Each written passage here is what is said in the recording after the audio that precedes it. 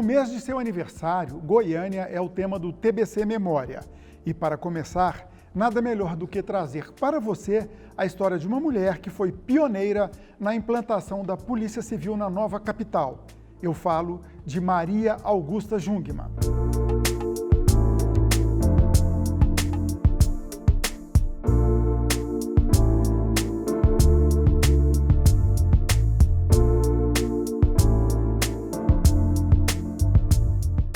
Quem vai falar sobre o pioneirismo de Maria Augusta é a filha dela. Eu me refiro à socióloga e professora aposentada da UFG, Ana Cristina Kratz.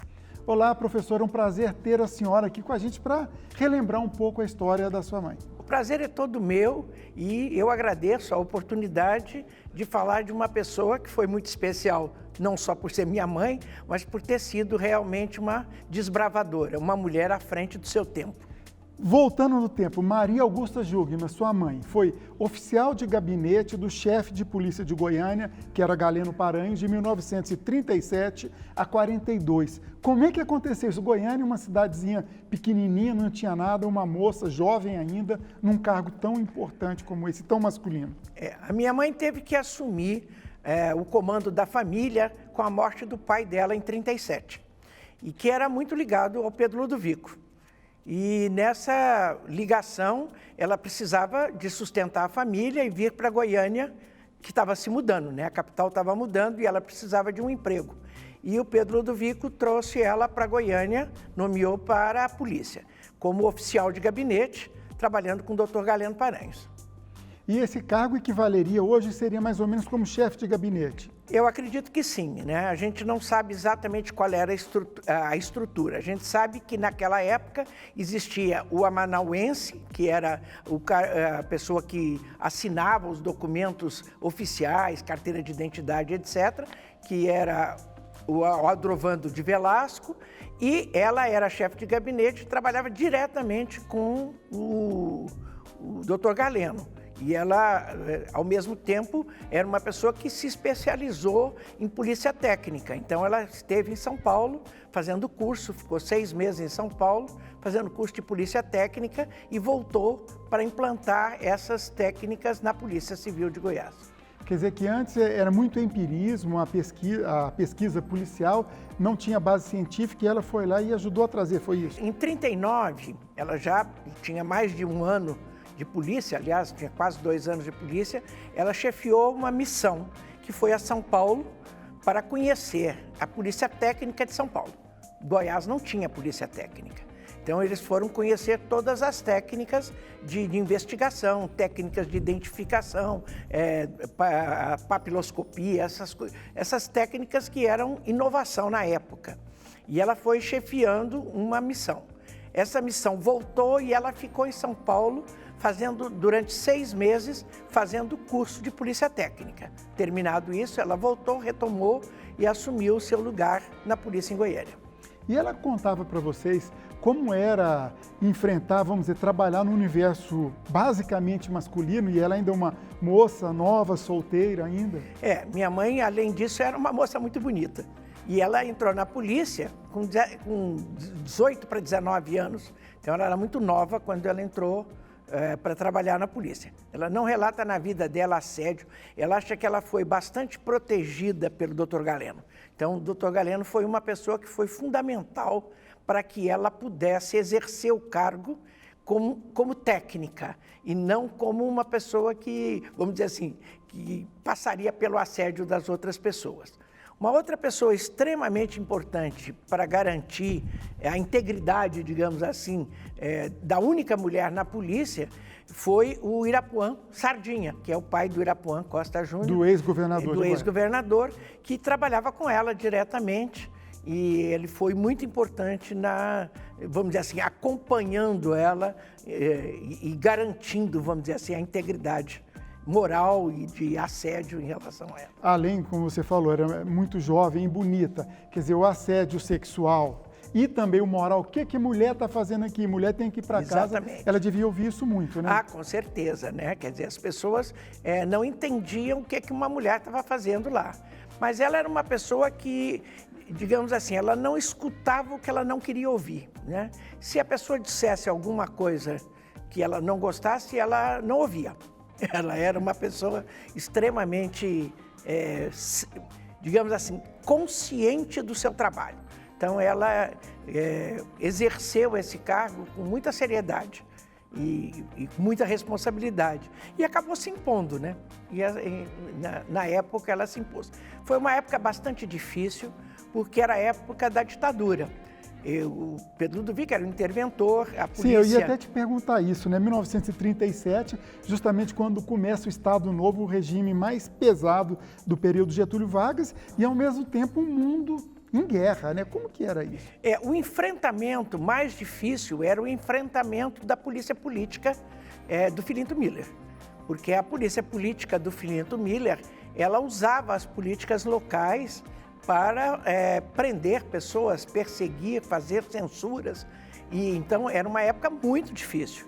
E o fato de, o doutor Pedro me disse uma vez, quando eu perguntei, ele disse, olha, se não fosse a Maria Augusta, eu nunca teria conseguido enfrentar a polícia do Filinto Miller. Então, ela tinha um jeito especial de se relacionar com a polícia do Filinto Miller e não deixar que a perseguição em Goiás fosse muito forte. Bom, para quem não se lembra da aulinha de história, é bom lembrar o Filinto Miller era o homem do serviço sujo na ditadura Vargas, no Estado Novo, né, que perseguia adversários, oponentes políticos. Isso, né? Vamos dizer assim, a pecha de comunista, né, era o anticomunismo, a busca dos inimigos, a prisão sem ordem, digamos assim, todo esse processo de perseguição era muito sério, né? E para Goiás veio muita gente fugindo dos seus estados. Por exemplo, meu pai foi uma pessoa que veio de Minas, tendo sido demitido pela polícia política de Minas, veio trabalhar em Goiás. Porque o Pedro, ele não tinha uma polícia perseguidora aqui. Mas não era muito fácil o relacionamento com a Polícia Federal, né?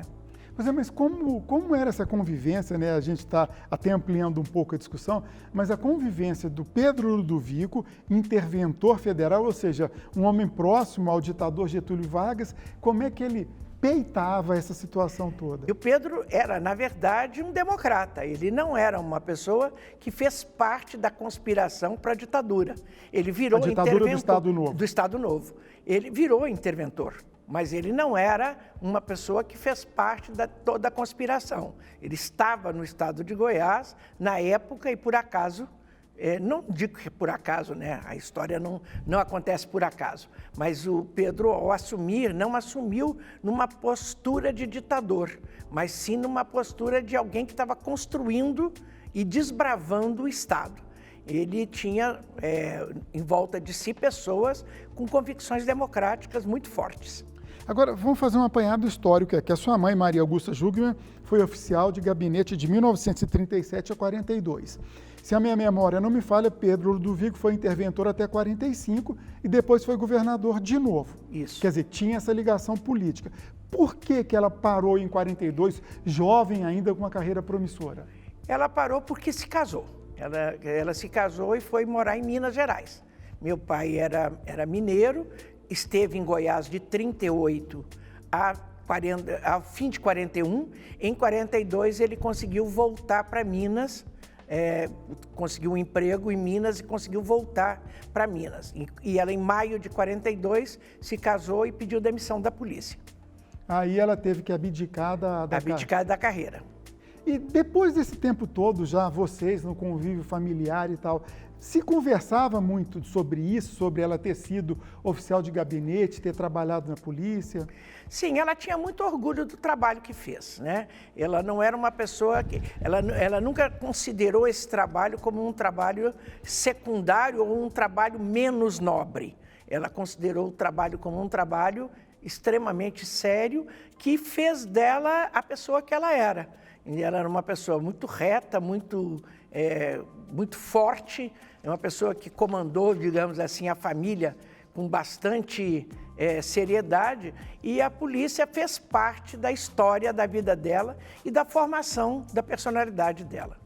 Tem até um trecho aqui de uma pesquisa de um professor José Garibaldi Veloso de Andrade, que pesquisou jornais de São Paulo que acompanharam essa visita. Aí um trecho, exatamente por isso que hoje os mais esclarecidos dentro das corporações policiais dizem que se a polícia goiana tivesse à risca os ensinamentos de Maria Augusta, hoje a realidade policial com certeza seria bem diferente. É lógico, além do orgulho que você deve ter disso, professora, o que representa também uma frase dessa?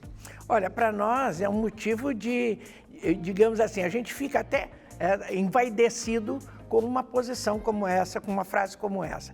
Porque, de fato, não era fácil uma mulher que fez curso normal.